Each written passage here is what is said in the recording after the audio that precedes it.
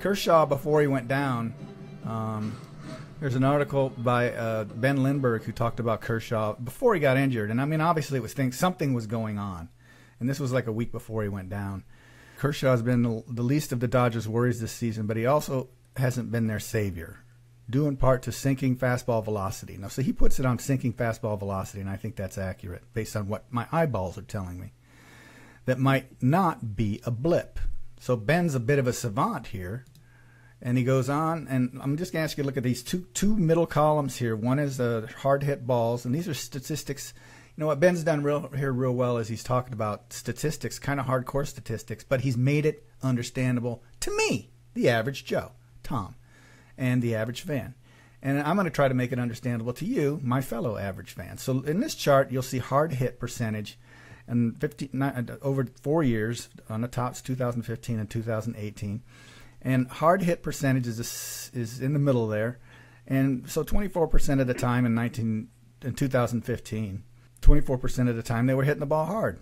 This year, 32% of the time they were hitting the ball hard. In 2015, they were hitting the ball on the barrel 3% of the time. In 2018, they were hitting the ball on the barrel 8% of the time. So that's what we were seeing this year before the injury. And this was all written like 2 weeks ago. And so Ben goes on a little bit again, and he points out the average four-seamer velocity by Major League players this season is that orange line. And in that orange line, you see it's gone up since 2008 to 2018.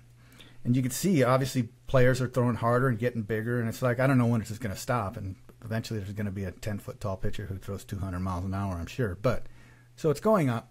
But you see Clayton, though, his average four-seamer has been spectacularly above the average, right? Along with all his other stuff, control and his slider and his curve, nasty curve.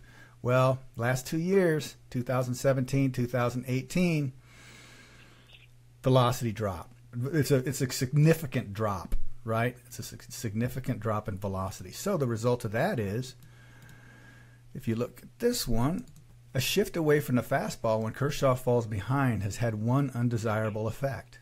Because the slider is no longer being used exclusively as a put-away option, the pitch has experienced a steep drop-off in whiff rate this year.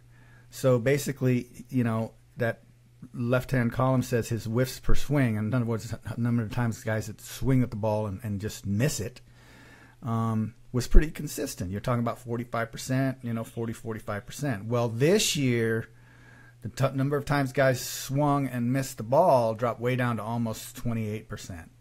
So guys were making contact on usually his out pitch, and his out pitch wasn't effective because he had to use it a little more, and he had to use it a little more because his velocity went down. And I just wanted to give old Ben kudos here for putting together this analysis 2 weeks ago that kind of was being very forthright and honest. And it's hard when you're a fan, unless you're a patronizing sycophantic fan. And there aren't a lot of those, but they are out there. And they're no worse or better than the hypercritical one. But if you're just a fan and you want to know, that was a great article, and it did explain a lot about, Clayton and kind of what we saw, and now we're seeing the result of that.